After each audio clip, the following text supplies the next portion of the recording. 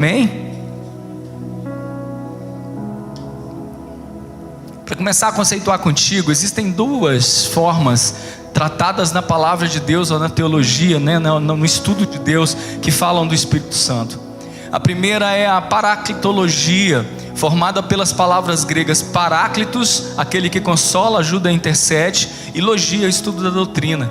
Ela é sistematizada, todo estudo sobre o Espírito Santo, também conhecido como paráclito ou consolador, explora a natureza do Espírito Santo, caracteriza a sua pessoa, seus atributos, seus nomes, os efeitos do seu ministério nas Escrituras, mostra suas claras funções divinas e conceitua todo o processo de operação na terra. A segunda palavra é a pneumatologia, que é a junção das palavras pneuma, espírito, e logia, também estudo. Cuida da ação própria do Espírito Santo, a sua figura, as suas ações específicas, a sua generalidade e pluralidade, a sua ação no homem e no cosmos desde sempre, mostrando desde já a vontade de Deus ao homem e atribuindo ao Espírito Santo algo muito importante: a própria completude de Deus, ou o próprio ser de Deus, a sua própria essência, fazendo parte da terceira pessoa de Deus. Amém? Em diferentes pessoas, aprova que o Pai gerasse na história propósitos, determinadas funções. Homens que, quando erguidos pelo Espírito, aflorados por essa verdade, eles levaram a palavra de Deus e as suas vidas ao ápice da promulgação da graça, do poder de Deus e das suas virtudes. O Espírito, querido, sempre falou ao homem desde a sua formação. Importante é saber, e eu creio muito nisso, que por medo, por não discernimento do que é a pessoa do Espírito Santo, de forma significativa e objetiva, o fanatismo, a carnalidade humana, dogmas e conceitos teológicos têm permitido o esfriamento e descrença no conhecimento do Espírito Santo. Eu louvo a Deus que nós temos voltado ao Espírito Santo, amém, e temos trago esses dias palavras que deem ao Espírito Santo o seu lugar de direito na igreja. A obra do Espírito Santo, ela na individualidade é um fator de suma importância na real conversão, na regeneração, na fé, na esperança, na oração, na intercessão. Enfim, o Espírito Santo é a essência da divindade. Ele é a sua obra mais clara de aproximação à intimidade do homem, a garantia da presença santa do Deus Todo-Poderoso, que por sua santidade não pode tocar presencialmente o homem. Nós não podemos ver ao Pai, ninguém verá a Deus como Ele é, até que esse nosso corpo, amém, ele seja mudado por um corpo excelente, que vai acontecer no final dos tempos. Mas enquanto isso não acontece, a provisão salvífica de Deus, queridos, permitiu que a essência do próprio Deus fosse distribuída a nós, e nos fosse integrada de uma forma bem peculiar, em nossa pessoalidade, em nossa intimidade. O Espírito é aquele que promove no homem a sua santidade, e ele atua no homem, gerando fé, a fé do Criador, a fé do Redentor e Perdoador dos nossos pecados, Jesus. Ele é o sopro da voz, da ação, da supremacia divina na terra. O Espírito Santo é o executor de toda a obra de Deus em nós. Amém? Ao parar sobre a terra em Gênesis 1:2, ao ser a junção da trindade, no façamos o homem a nossa imagem semelhante, Gênesis 1:26, ele também configura a vida direta ao espírito do homem, pois assim como Deus é espírito, nós também o somos. E essa é a principal característica de mudança da concepção humana, muitas vezes tão ciente de sua carnalidade e alma, mas tão longe de entender o seu espírito. A terra era sem forma e vazia, havia trevas sobre a face do abismo, e o Espírito de Deus se movia sobre a face das águas, de Gênesis 1:2. O Espírito de Deus me fez, a inspiração do Todo-Poderoso me deu vida, Jó 33:4. Essas duas palavras, Espírito aí, significa ruá. Ela está em aramaico e significa o vento, a respiração, a vida, uma região celestial. Olha que coisa interessante.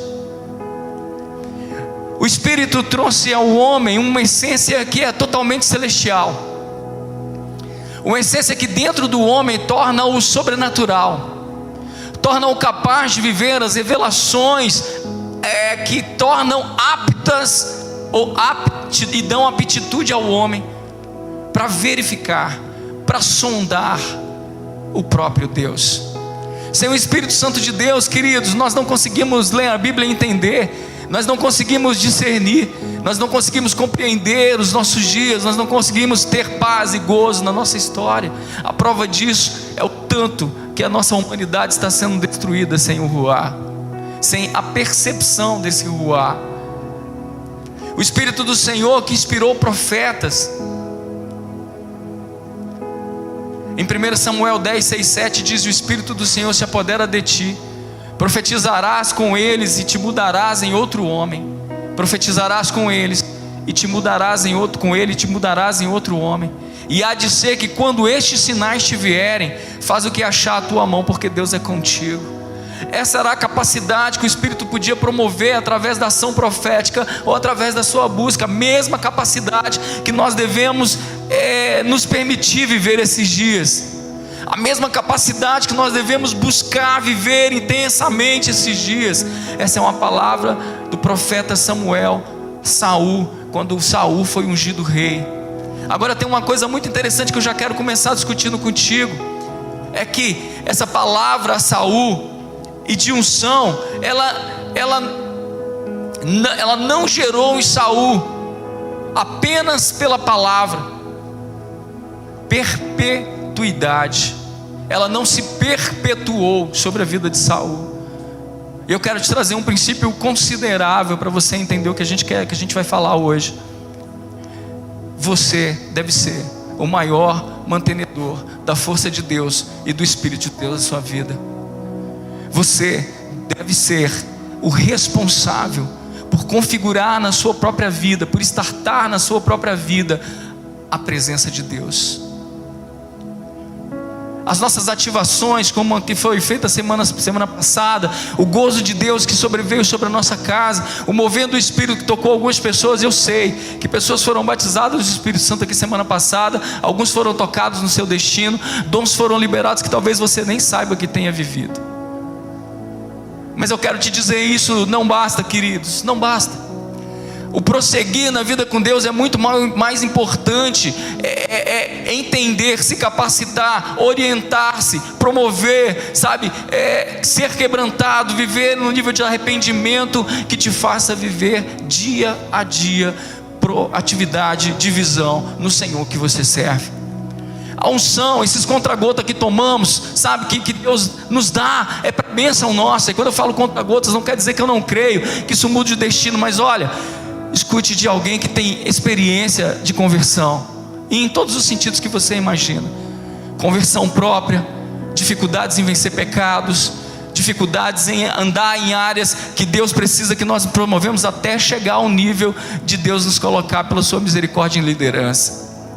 Se queremos viver algo que seja substancial em nossas vidas, nós não podemos ter contra-gotas do Senhor. Nós não podemos viver da expectativa, amém, de que o Senhor vai usar alguém em algum momento. E eu nem gosto dessa palavra usar, porque se você for verificar na Bíblia, você não ouve essa palavra usar. Ela é uma moda do nosso pentecostal agora.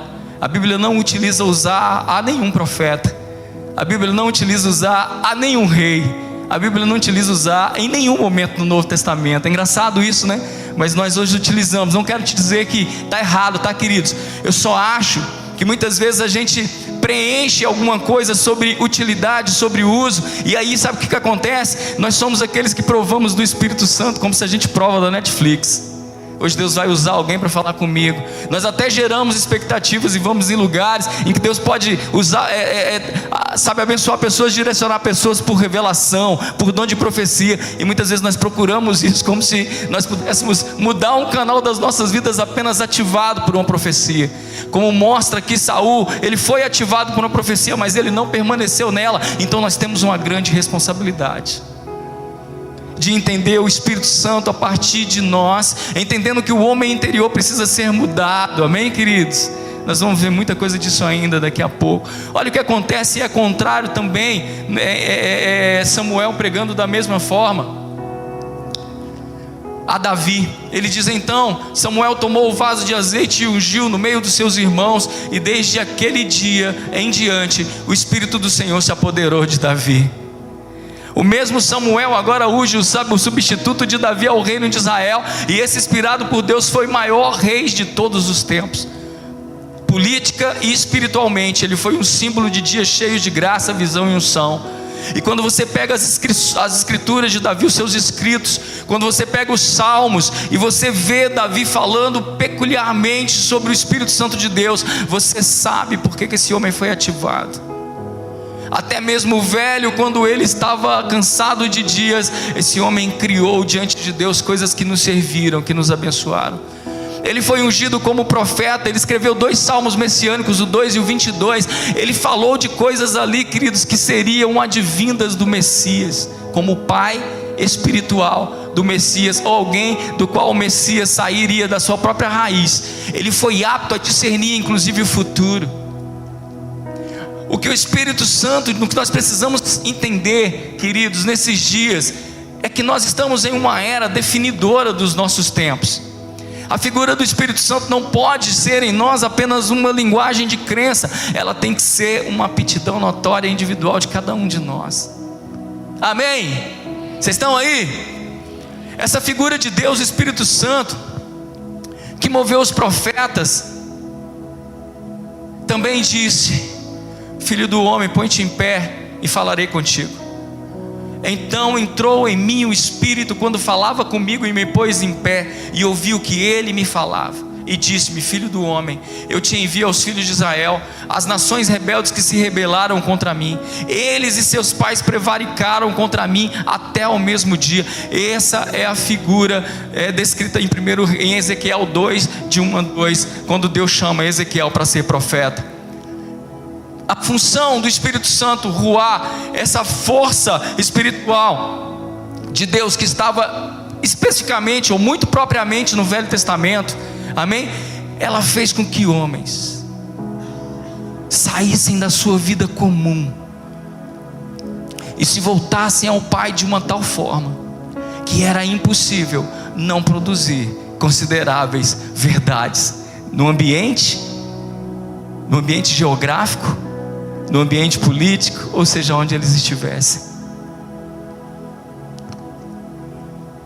Você precisa ser cativado, querido, eu preciso ser cativado pela mesma verdade. Eu preciso ser cativado pela mesma verdade, a verdade que não só me inspira, sabe, mas a verdade que me coloca de pé diante de necessidades claras do meu ser. O Espírito, você vai ver comigo, ele é um apoiador, inclusive das suas fraquezas. Nós compreendemos mal o Espírito Santo e por isso nós temos nos enfraquecido. E eu sinto muitas vezes, amém, que nós precisamos de fato como igreja nos fortalecer em princípios que nos deixem, querido, a par da vontade de Deus para os nossos dias. Porque quando Deus chama alguém de verdade para a vida pessoal com Ele, para o seu ministério, nós não oscilamos. Nós não somos como os dentes do serrote, ou como um gráfico expansivo que muitas vezes é ascendente, ou ele é estável, ou ele é descendente. Não.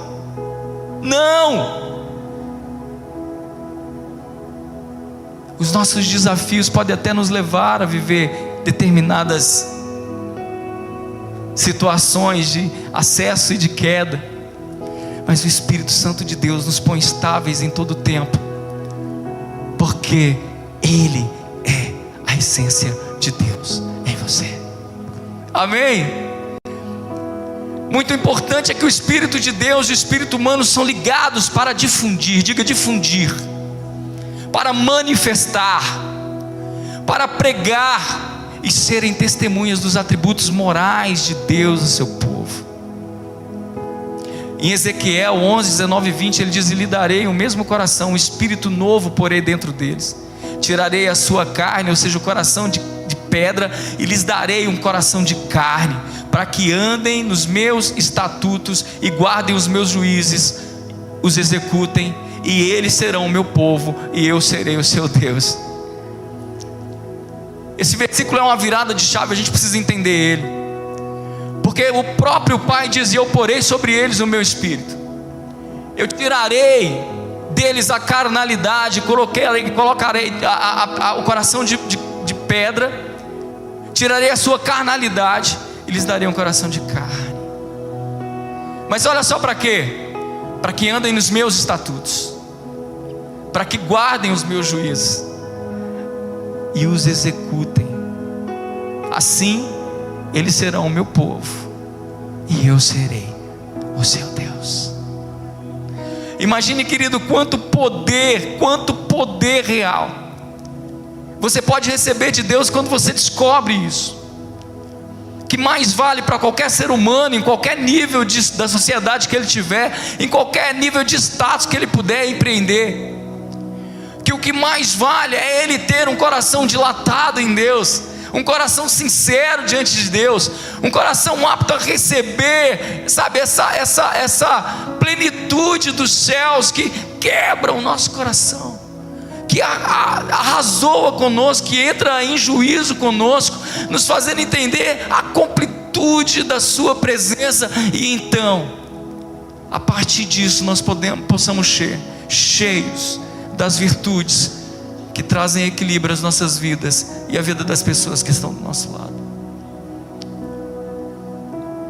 É muito claro aqui que o Espírito de Deus é para todos os tempos, pois essa era a promessa para Israel.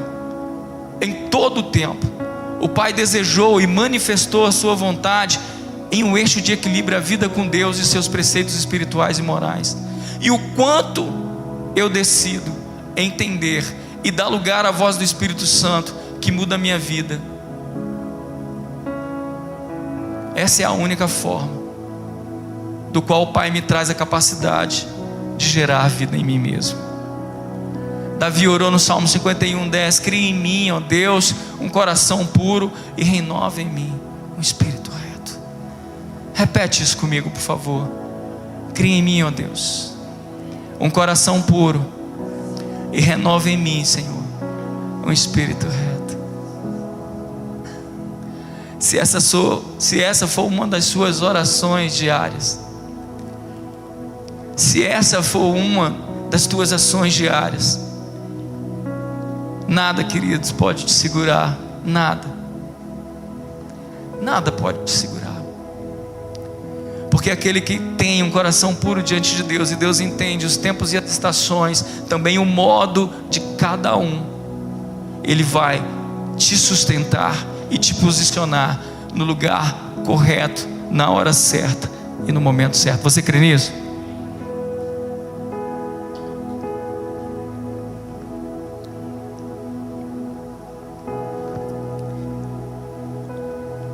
Eu quero falar com vocês agora de um ponto extremamente importante para a gente entrar numa outra verdade pessoal, que é o Espírito Santo na figura do Filho, na figura de Jesus. Aqui se começa um outro patamar das virtudes e da visão do Espírito Santo, que a gente também precisa virar a chave. Jesus começou uma obra sob medida extravagante quanto ao poder a Ele dado pelo Pai através do seu Espírito para difundir o reino de Deus. Ele mesmo foi cheio da unção a partir do seu batismo, quando foi batizado com o Espírito e fogo. Ele mesmo. Se o próprio Espírito Santo, ou se o próprio Jesus, na sua carnalidade, recebeu como fluxo natural a essência, o Espírito do próprio Pai, para lidar com a sua vida diária, com os desafios que ele encontraria, quem somos nós? Quem somos nós para não darmos vazão a isso?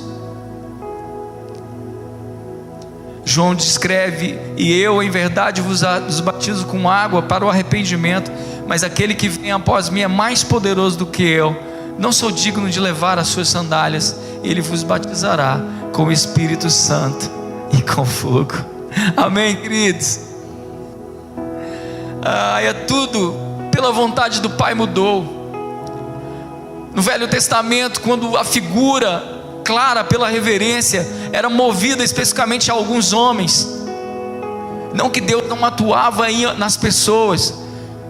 Quando Elias, por exemplo, questiona Deus com relação ao seu posicionamento profético, e ele diz: Senhor, me leva, eu estou só. Deus diz: Elias, levanta a cabeça a 7.000 que não se curvaram a Baal e Astarote.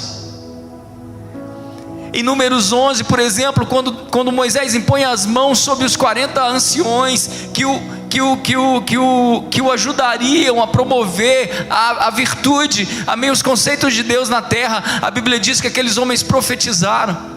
Enciumado, Josué chega a Moisés e diz: Senhor, eles estão profetizando. E Moisés disse para ele: você está enciumado, Josué. Queira que todos os homens fossem profetas, que todos profetizassem, que todos fossem ungidos pelo Espírito, que todos pudessem ter a mesma visão. Vocês estão entendendo que essa virada de chave do Velho Testamento, onde o rei, onde o sacerdote, aonde o profeta era literalmente movido para que houvesse reverência, ela foi transferida a partir do filho para um outro mover, e nós vamos ver isso. Joel diz: nos últimos dias eu derramarei do meu espírito sobre toda a carne, os vossos velhos sonharão, os vossos jovens terão visão. Você é toda a carne, amém, queridos? Nós somos toda a carne. Agora ele diz: tudo pela vontade do Pai. Então muda, a medida do Filho era diferente da ministrada até o momento. Homens incríveis, pessoas e até animais no Velho Testamento foram levados pelo Espírito Santo a profetizar. Eles foram sensíveis, foram importantíssimos. Inspirados por Deus, a sua vida virou a própria palavra, onde nós podemos olhar ali e falar: uau, da onde veio isso? Só pode ser do Espírito. Como discerniram isso no Velho Testamento? Pai, como discerniram? Só pode ser do Espírito. Como profetizaram, e nós estamos vivendo em cima das bases proféticas que esses homens, muitas vezes simples, receberam do Pai. Só pode ser pelo Espírito.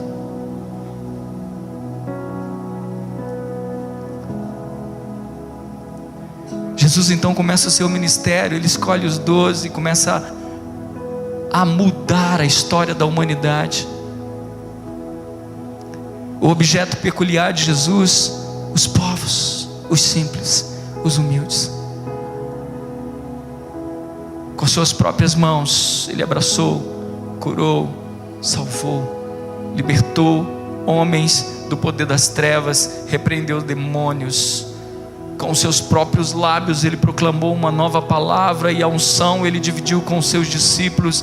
Em Mateus 10 e Lucas 10, ele pede que eles saiam de 2 em 2 por um breve tempo, pregando, apregoando em cidades alheias. E ele falou: vocês receberão virtude. E aqueles homens saem então pregando nas cidades, e eles fazem milagres consideráveis. O que Jesus estava querendo dizer aqui é que ele era uma parte do propósito de Deus, mas ele não era tudo. O que Jesus estava querendo dizer aqui, que embora fosse filho do próprio Deus, ele precisaria morrer pelos nossos pecados, que foi um dos pilares do seu ministério. E então ele termina aquele processo ali, vivendo a ressurreição e a ascensão. E ele diz: e eu rogarei ao Pai, e ele vos dará outro Consolador, pneuma, para que fique convosco para sempre, o Espírito da verdade, que o mundo não pode receber, porque não vê. Diga: o mundo não pode receber, porque não o vê, nem o conhece. Mas vós o conheceis, porque habita convosco e estará convosco. Agora pensa comigo uma coisa: por que nós, os cristãos cabeçudos dessa geração, estamos recebendo tanto de gente incrédula e mundana?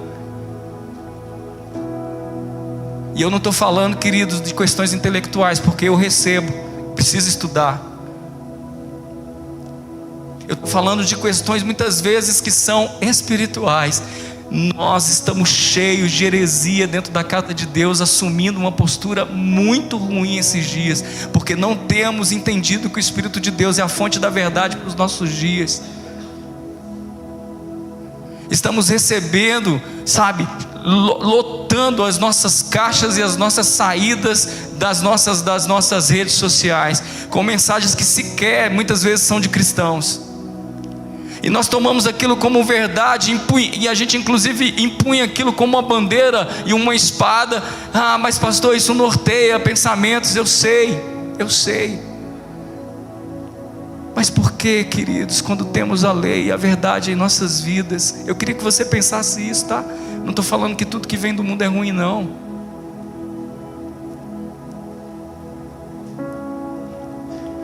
Mas se ele diz aqui que o mundo não pode receber, por que eu sou um receptáculo disso? Se ele diz que o mundo não pode ver, por que eu, o filho dele, tenho dado autoridade a homens que não têm a unção para falar, para eu agir da forma que esses homens querem que eu aja? Por que ele fala que eles não o conhecem?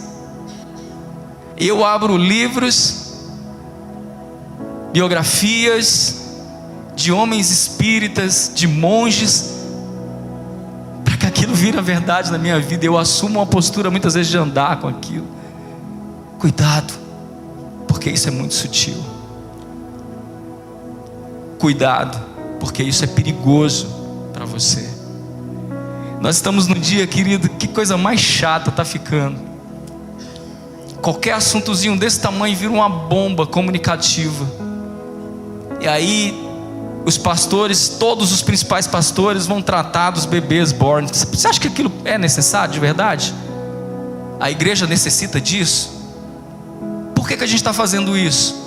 Porque nós somos fracos espiritualmente falando. Nós temos tomado leite ao invés de comermos comida sólida. Porque nós temos vivido a fraqueza de uma igreja que precisa de modinhos do Senhor, modinhas do Senhor para agir. E muitas vezes quando você não identifica determinadas coisas, você fica em dúvida. Queridos, tem uma coisa que Deus precisa tirar de nós, é a dúvida de quem nós somos, de quem a igreja é. Deixa o mundo ficar doente como o mundo vai ficar. Jesus disse isso. Você precisa se curar, querido, precisa se curar. Nós precisamos, a igreja precisa se voltar para o Espírito Santo e tomar o seu posicionamento.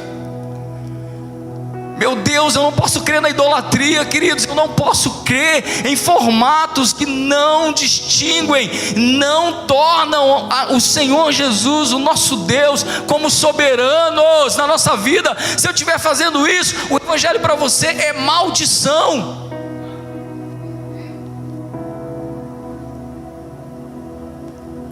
Mas aquele Consolador, o Espírito Santo, que o Pai enviará em meu nome, vos ensinará todas as coisas e vos fará lembrar de tudo quanto vos tenho dito. Se fortaleça nisso hoje, amado. Peça ao Espírito Santo do fundo do seu coração que proteja as suas atitudes, que desvende os teus olhos. Jesus descreve o Espírito Santo que o Pai enviará em seu nome como Consolador. Essa palavra é uma tradução da palavra grega Paracletos, que nós vimos no começo, significa alguém chamado para ficar ao lado, para o ajudar. Diga, alguém chamado para ficar ao lado. Daqui a explicação que nós lemos da sensibilidade de alguns profetas que conseguiam discernir a fala, o tempo, o modo, as estações, e conseguiam proferir, por estar ao lado do Espírito Santo, coisas que só o Espírito Santo podia fazer e conduzir. O Espírito que agora tem as características do Filho também é comparado com a descrição do profeta Isaías a Jesus: conselheiro, socorro, advogado, fortalecedor, aliado e amigo. E não acaba aí. O termo para outro aqui nesse versículo, outro Consolador, é Alon. E sabe o que significa? Outro da mesma espécie. Outro da mesma espécie. Sabe o que Jesus quis fazer aqui, queridos? Ou melhor, sabe o que Ele fez aqui? Sabe o que os céus fizeram por nós? Sabe o que a vontade de Deus fez por nós? Jesus disse: eu preciso ir, eu não posso ficar, mas eu vos enviarei Alon, o outro Consolador, aquele que é da mesma espécie, para que atribua em vocês o consolo, o gozo, a paz, a verdade e a continuidade. Oh, aleluia! Você é a continuidade, é o melhor padrão que Deus podia, querido, trazer. Você, em sua conversão e regeneração, é a melhor fonte que esse mundo pode ter. Os teus filhos devem ser privilegiados por nos terem, os teus filhos devem ser abençoados pelo mesmo padrão. A igreja deve ser abençoada pelo mesmo padrão. Eu te pergunto, que padrão é esse? Eu tenho entendido o padrão.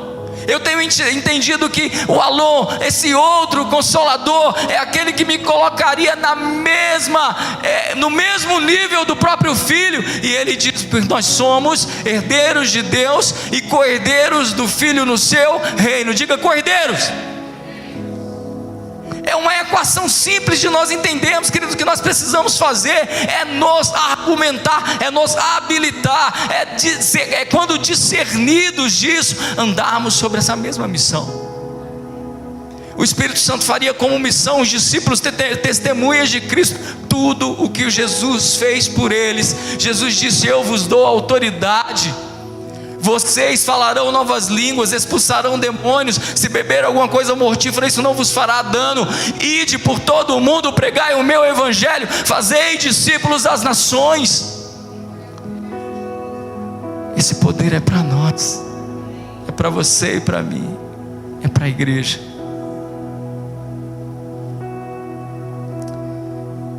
Entenda algo comigo. Meus filhinhos, essas coisas eu vos escrevo para que não pequeis. E se alguém pecar, nós temos um advogado para com o Pai, Jesus Cristo justo.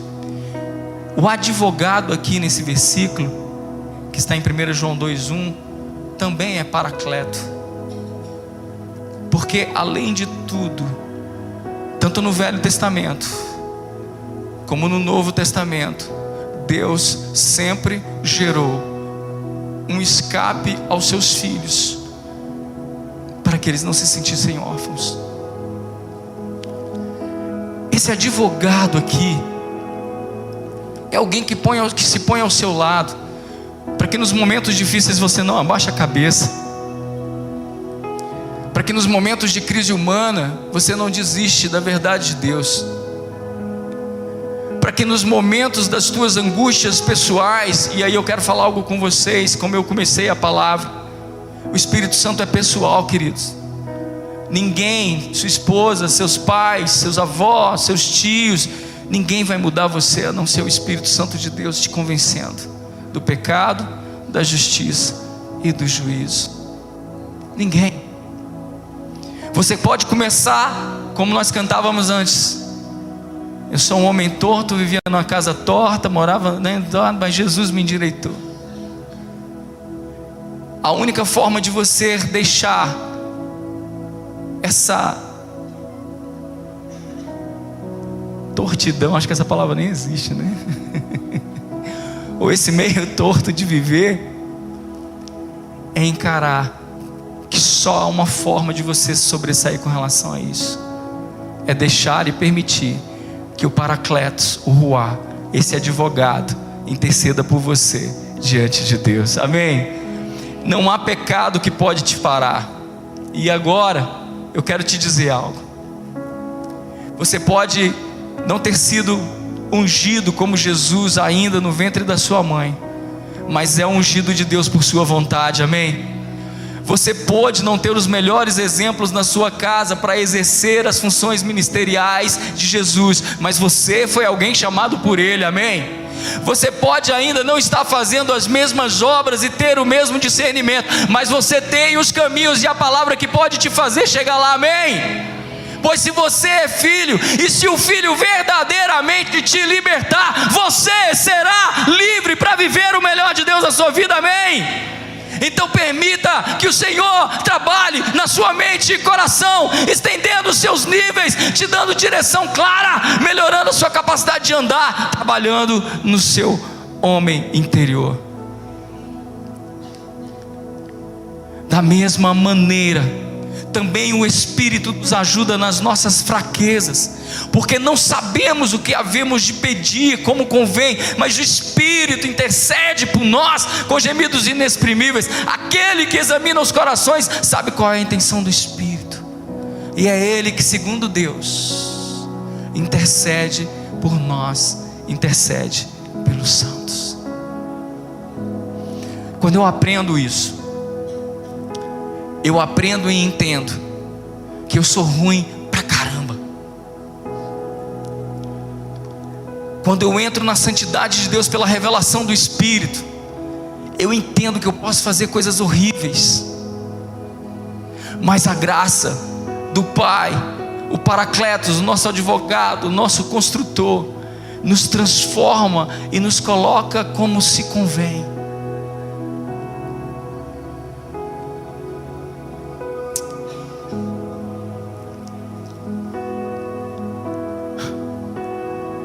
Ele tem intercedido por você com gemidos inexprimíveis, queridos.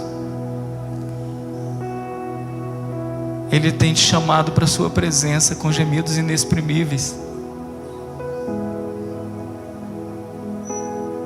Dói no Espírito Santo de Deus o teu pecado.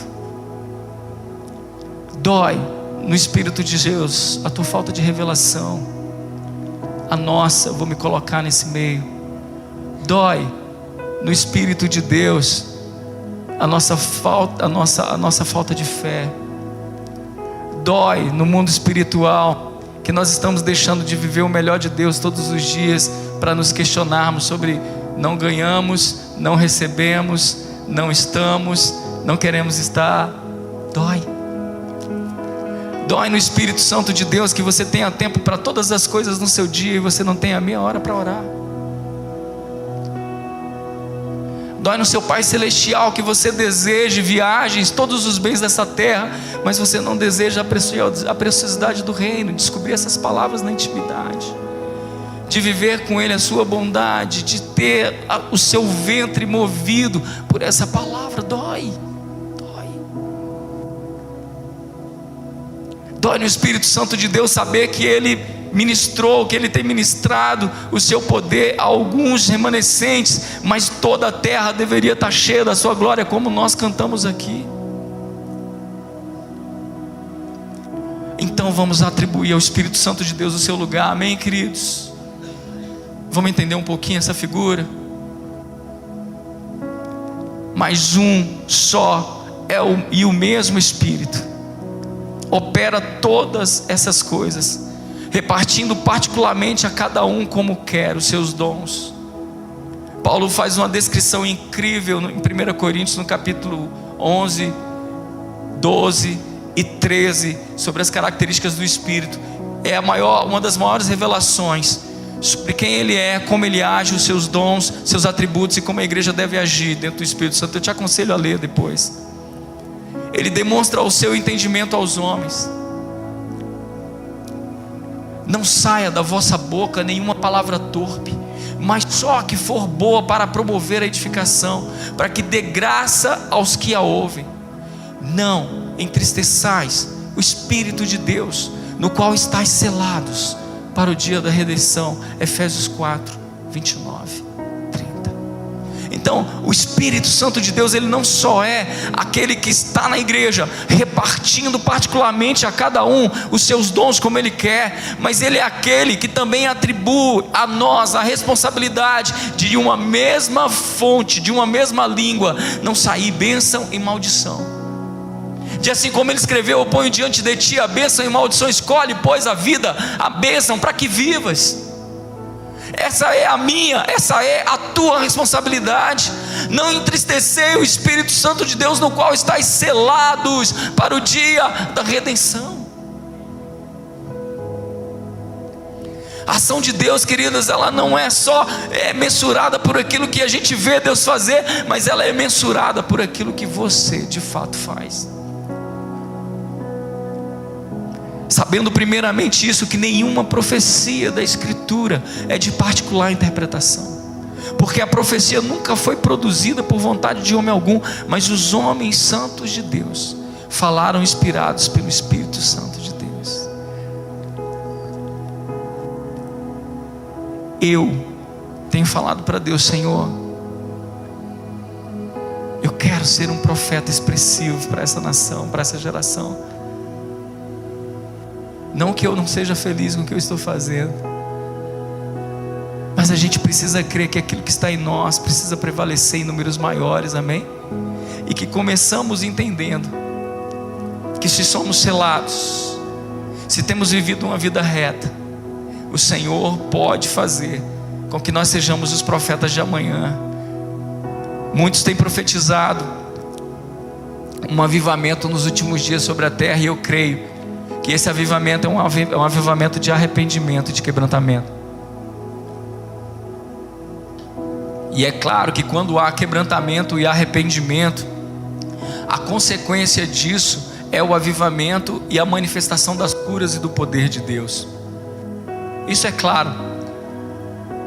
Mas eu quero te dizer que há coisas importantes que nós precisamos interpretar. É que Deus tem dons aos homens, amém? Então eu quero que você entenda como o Espírito Santo faz isso. A forma de Deus se manifestar é gloriosa. Como é que nós podemos falar de avivamento se eu não conheço os dons? Se eu não ando neles, se eu não os busco, se eu não tenho zelo pelo que Deus já me deu? Pelo Espírito a um é dada a palavra de sabedoria, a outra a palavra de conhecimento. Pelo mesmo Espírito a outra fé, pelo mesmo Espírito a outro dons de cura. Pelo único Espírito a outro poder para operar milagres, a outro profecia, a outro discernimento de espíritos, e a outra variedade de línguas, e a outra interpretação de línguas. São 9 os dons descritos por Paulo em 1 Coríntios 12, de 8 a 10.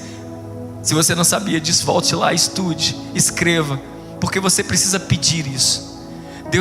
Paulo diz: sejam zelosos com os dons que o Senhor tem ministrado. Sabe o que é zelo? É conciliar, preocupação em fazer o uso deles da melhor forma possível. Se o teu dom, querido, e aqui eu quero dizer para você o seguinte: muitas pessoas têm o dom de falar e de pregar, mas isso são os 5 pilares ministeriais da igreja: apóstolos, profetas, doutores, mestres e evangelistas. 5. Muitas pessoas pregam e podem não usar a manifestação dos dons do Espírito. Os dons do Espírito Santo de Deus são o ápice, na minha opinião, tá? O ápice de quando eu consigo pregar e conciliar, concatenar, compreender, manifestar os dons. Esses dons foram dados à igreja justamente para complemento do apostolado, do doutorado, do mestrado, do pastoreado e do evangelismo. E tem alguns que se manifestam de forma muito peculiar. Por exemplo, existem milhares, milhões de pessoas curando pessoas por esse mundo, queridos. Às vezes nós sentados aqui na igreja, nós achamos que Deus nem é mais o tempo de Deus repreender demônios. Nós não temos crido em coisas que são simples do evangelho. Você não crê que a sua vida às vezes passa por batalha espiritual? Você nem sabe empreender batalha espiritual. Por quê? Porque lhe falta o dom de discernimento de espírito. Você não é profeta dentro da sua casa. Por quê? Porque lhe falta o entendimento do que é ser profeta. Você não fala em línguas estranhas dentro de casa porque o fogo de Deus não tem te aquecido. Você acha que isso é um contra-gota para alguns momentos, e você não entende que aquele que fala em línguas estranhas, o seu entendimento sai e ele fala direto com Deus. É o que explica 1 Coríntios 12. Vocês estão entendendo como a vontade de Deus é que nós permanecemos em algo que seja muito mais forte do que aquilo que nós temos vivido enquanto pessoas e enquanto igreja? O Espírito de Deus não pode ser só um motivo do seu choro. O Espírito de Deus não pode ser só um motivo de você vir na igreja e falar: Senhor, eu queria tanto sentir a tua presença hoje. Não é isso. não é apenas isso. Cresçamos nas virtudes daquele que tem nos chamado. Quantos estão comigo? 9 também são o fruto do Espírito, que são uma consequência daqueles que são batizados no Espírito. O fruto do Espírito é amor, gozo, paz, longanimidade, benignidade, bondade, fé, mansidão e temperança, domínio próprio. Esse último, então, um desafio para os nossos dias. Um desafio para os nossos dias. Outro dia o Espírito de Deus falou comigo sobre uma questão que eu estava perguntando para ele, e ele foi muito claro comigo. Ele falou: André, você se acha corrigível? E eu olhei para mim e falei: sim, Senhor, eu me acho corrigível. E o próprio Espírito falou comigo. Eu até falei com a Vilma sobre uma demanda até aqui da casa. Ele falou para mim: então se cale e sirva.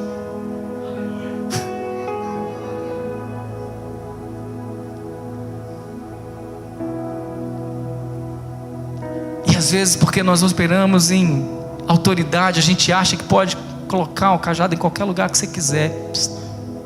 É um erro. Você é responsável com as coisas que você fala. Você é responsável com as coisas que você faz. E às vezes, ao me calar e me corrigir e me posicionar em caladinho, quieto, o Senhor age mais do que se eu manifestasse a minha palavra e a minha voz, impusesse a minha autoridade. Vocês estão entendendo? O Espírito Santo de Deus, o seu mover em nós, queridos, é um desafio para todos nós, todos nós. Mas nós precisamos começar, e ardentemente começar, o quanto antes. Se você olhar essas 9 características do Espírito, que são o fruto do Espírito, dado àqueles que foram selados por Deus, e você estudar isso na minúcia, você vai se preocupar com você, assim como eu me preocupo comigo. Todas as vezes que eu pego isso aqui, eu falo: como eu estou longe, Senhor, me ajuda. Todas as vezes que eu olho isso aqui, eu falo: Senhor, como eu estou longe de compreender, me ajuda.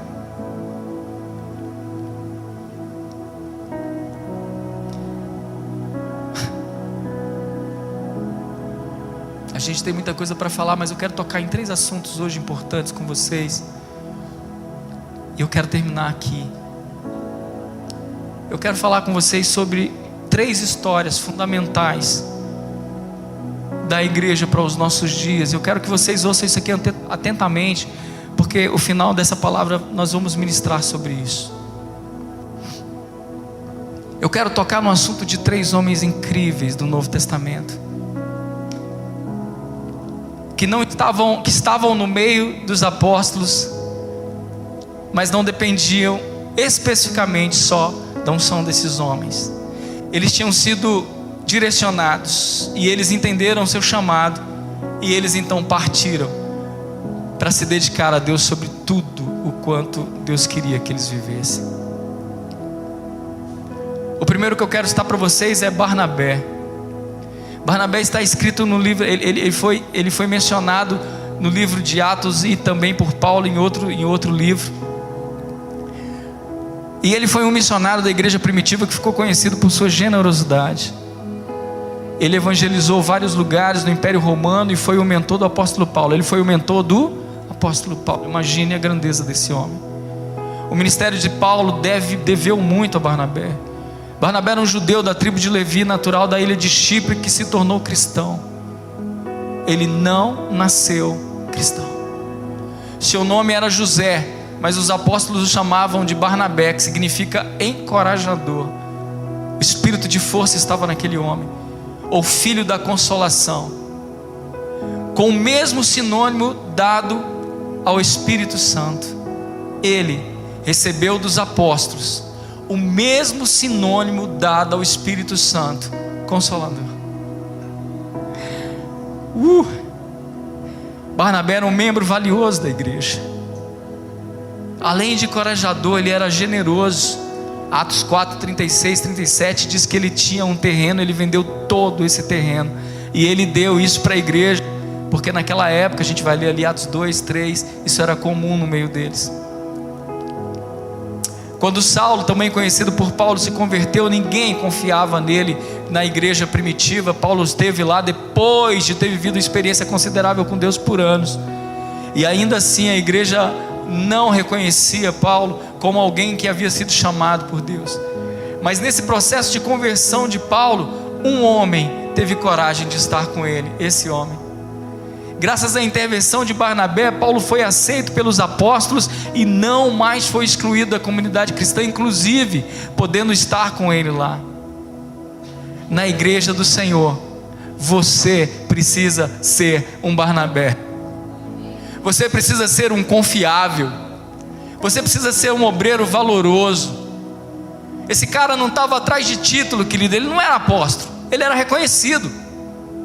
Ele não estava nos degraus mais altos, ele não captava a mensagem mais digna de ser captada. Ele não era semideus, como alguns dos nossos líderes no Brasil acham que são hoje, porque tem igreja de milhares.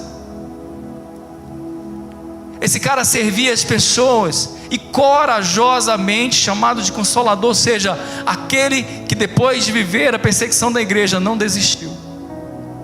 Ele abençoou pessoas. Diga: eu quero essa unção sobre a minha vida. Terminada a missão, eu vou ler para vocês a história toda, porque eu escrevi, eu quero ler. Vocês vão me dar mais uns minutinhos, tá? Mais tarde a igreja enviou Barnabé para cuidar da igreja que estava crescendo em Antioquia. Vendo que havia muito trabalho, ele novamente chama Paulo para o ajudar. Durante um ano, Barnabé e Paulo converteram muitas pessoas e fortaleceram a igreja de Antioquia. Isso está em Atos 11, 25 e 26. Depois dessa missão, Deus chamou Barnabé e Paulo para uma grande viagem missionária. Começando em sua terra natal de Chipre, Barnabé e Paulo viajaram por vários territórios, segunda viagem missionária, pregando o evangelho, fazendo milagres, estabelecendo igrejas. Muitas pessoas se converteram, mas eles também enfrentavam muita perseguição. Em alguns lugares quase foram mortos. Teve um lugar que Paulo teve que ser descido do muro depois de apanhar e teve que se fingir de morto, porque senão ele teria sido assassinado aquele dia. Terminada a missão, Barnabé e Paulo voltaram para Antioquia. Lá eles entraram em conflito com cristãos judeus que queriam impor a lei de Moisés sobre os outros cristãos. Os dois foram escolhidos para irem a Jerusalém para conversarem com a liderança da igreja sobre o assunto, em Atos dos Apóstolos 15, 1, 2. Ou seja, eles já questionavam as coisas que, mesmo sendo discernidas pelos apóstolos, deveriam mudar para a igreja gentil. Quando Barnabé e Paulo contaram sobre tudo que Deus tinha feito entre os cristãos gentios, não judeus, sem a lei de Moisés, todos os líderes da igreja concordaram que não era mais necessário obedecer todas as regras do judaísmo. Então essa notícia alegrou muito os cristãos de Antioquia e tiraram dele o peso que havia sobre eles. O segundo homem que eu quero falar com vocês é Filipe, o evangelista. Esse homem foi chamado o evangelista não porque tivesse escrito o evangelho, e sim porque pregava o evangelho. Escuta o que eu estou te falando. Ele não foi chamado evangelista porque ele escreveu o evangelho, mas porque ele viveu o evangelho. O que você vive, querido, é tão importante quanto aquilo que você escreve. Em princípio, fora selecionado para servir as pessoas assistidas pela comunidade cristã de Jerusalém, depois passou a ser um pregador do evangelho. Ele e Estevão foram ungidos juntos como diáconos da igreja primitiva. Filipe, o evangelista, foi um dos 7 homens escolhidos como diácono na eclésia de Jerusalém, como eu disse para vocês agora, está em Atos capítulo 6. Devido à perseguição contra os cristãos primitivos, liderada por Saulo de Tarso, após o martírio de Estevão, Filipe estava entre aqueles que se dispersaram, fugindo de Jerusalém para as regiões da Judéia e Samaria. Em Samaria, Filipe destacou-se na evangelização. As notícias do trabalho evangelístico por ele chegaram até os apóstolos de Jerusalém, que acabaram enviando para lá Pedro e João, os apóstolos, para verem como aquele homem estava formando uma nova geração de crentes. Filipe inicia um grande projeto evangelístico. Ele começou com os samaritanos, depois foi enviado pelo Espírito Santo à região de Gaza, a fim de levar o evangelho a um homem eunuco que estava em uma carruagem. Nós vimos essa pregação alguns meses atrás aqui com o pastor Célio, que estava cedendo a palavra de Deus. Em seguida ele esteve em Azoto anunciando o evangelho em todas as cidades, até que chegou em Cesareia, onde estabeleceu sua residência. Atos 8, 26, 40. E Paulo, depois de convertido, também o conheceu.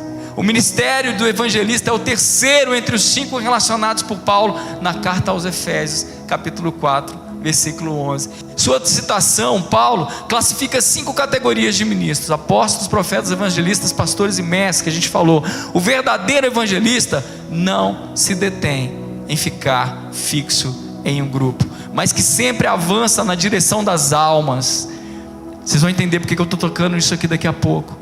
Acredita-se que Filipe, por ser um judeu helenítico, que falava o grego, tenha desempenhado um papel importante na ligação entre a eclésia de Jerusalém e as regiões vizinhas. Mais tarde, estando residindo em Cesareia, hospedou o próprio apóstolo Paulo e Lucas na sua casa. Filipe era pai de 4 filhas que profetizavam da mesma forma que ele. Nitidamente a gente pode perceber que Filipe pegou, ou propagou, ou trabalhou em prol do evangelismo. Você, querido, pode ter um chamado evangelístico, está aqui, está acuado, está com medo, mas eu quero te dizer que a igreja e o Espírito Santo de Deus que tem cercado esse lugar vai te abençoar com essa visão de evangelismo. Muitas vezes a dor que você sente dentro de você, a falta inclusive de oportunidade dentro das 4 paredes, é para que você olhe para o externo. É para que você olhe para o que Deus pode fazer a partir da sua vida.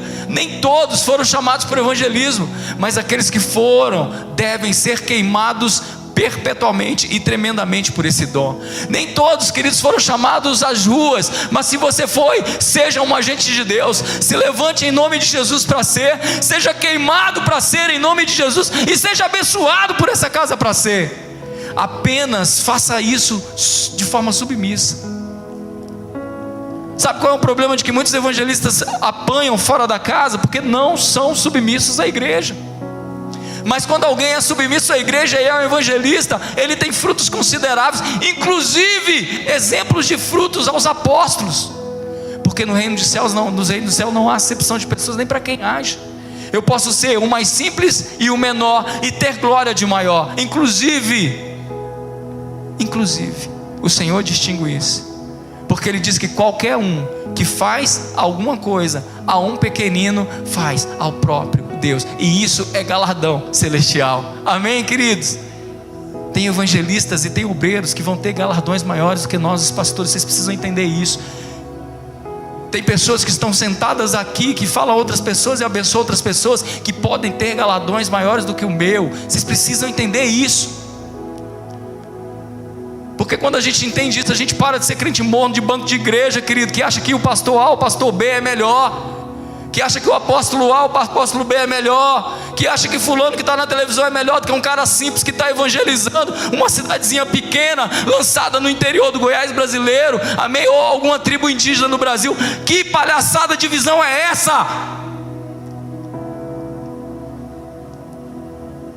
Se alimente do Espírito Santo de Deus, e você vai ver Deus fazer coisas tremendas por você.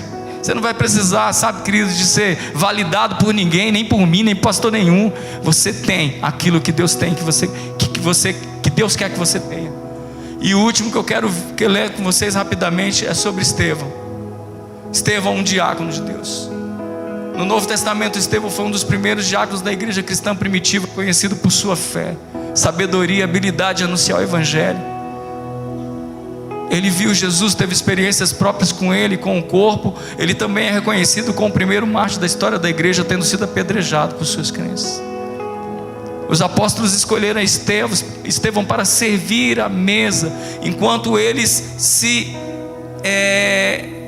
focavam nas escrituras sagradas, porque a igreja crescia muito, e eles precisavam discernir como eles iam transferir não só a unção, o poder, mas validar aquilo que Jesus os tinha ensinado para esse povo que vinha de todas as tribos, povos e raças, de todos os conceitos culturais.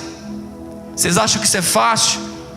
Olha para você, cheio de crença natural. Às vezes a gente fala uma coisa que você fala: nossa, isso aí nem de longe eu vou entender, eu vou crer, eu vou... Olha para você, você vai ver o quanto é difícil estabelecer o apostolado hoje. Olha para nós, a igreja, e você vai ver o tanto que é difícil tornar a mente das pessoas em um só lugar, unidos no mesmo pensamento.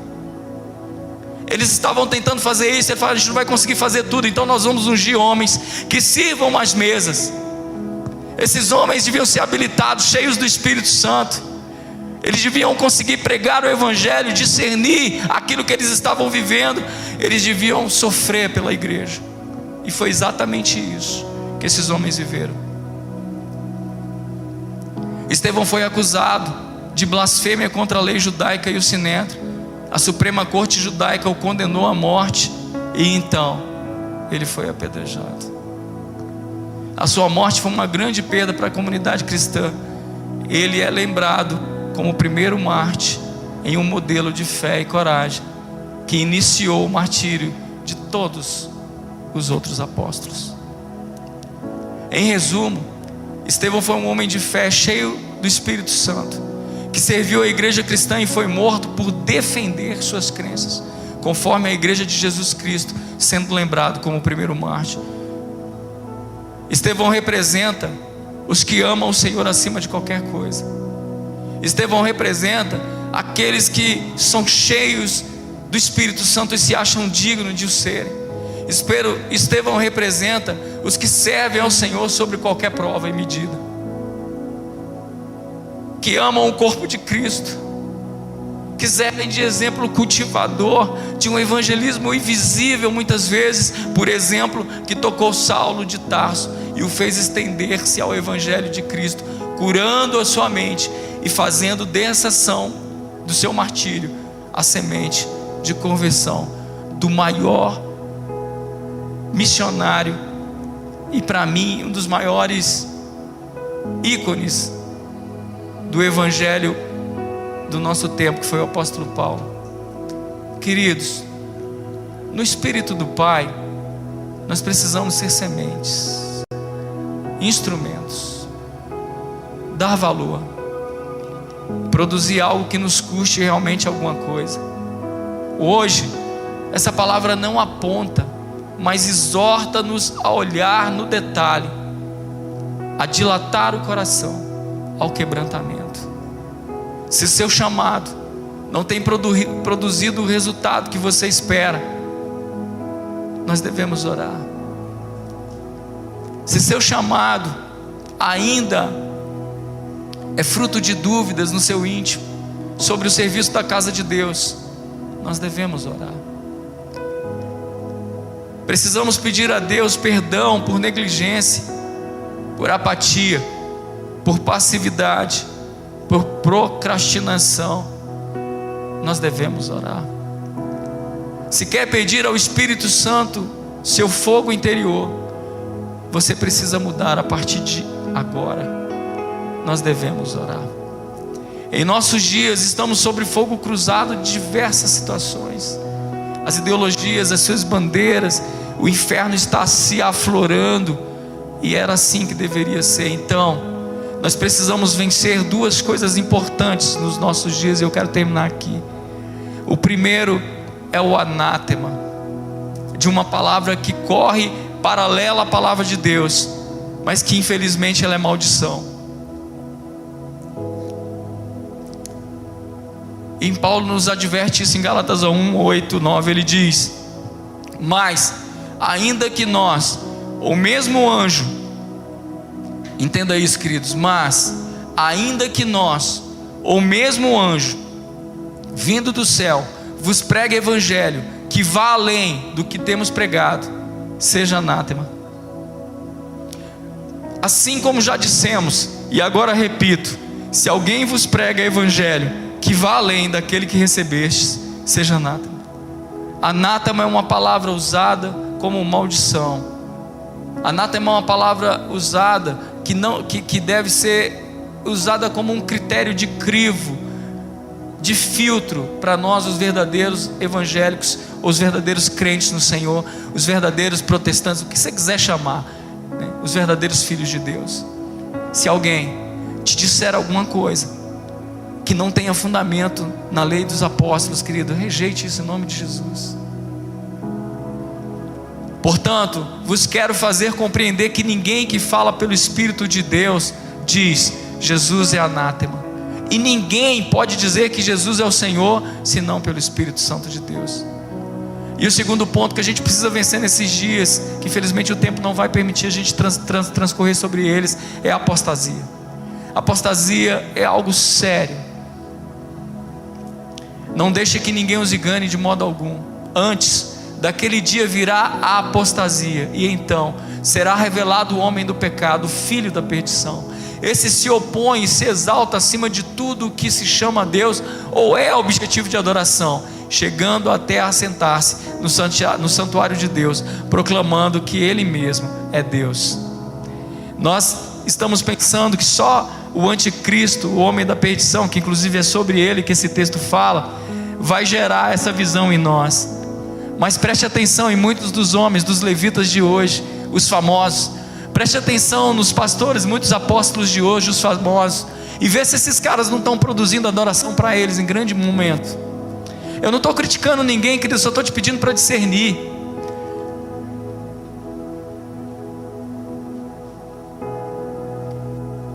Só estou te pedindo para discernir. Eu não critico ninguém, quem sou eu? E nem estou aqui para julgar ninguém, porque na medida que eu julgar, eu serei julgado. Mas tem muita gente recebendo adoração e o seu ego está bem crescido. Esses caras têm sido portas de equívoco para os nossos próprios sentimentos, se fazendo a única operação do Pai na vida das pessoas. Eu só creio se Ele me abençoar, eu só creio se Ele me ungir, eu só creio se Ele falar, eu só creio se Ele ministrar, eu só vou na igreja se Ele estiver. Que fraqueza, queridos, que fraqueza, que coisa triste.